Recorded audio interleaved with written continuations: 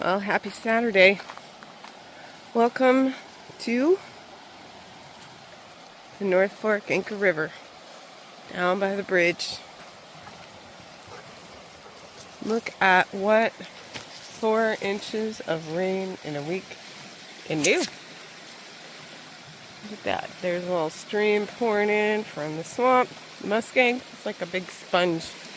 Soaks it all up. Now it's pouring into the lowest spot.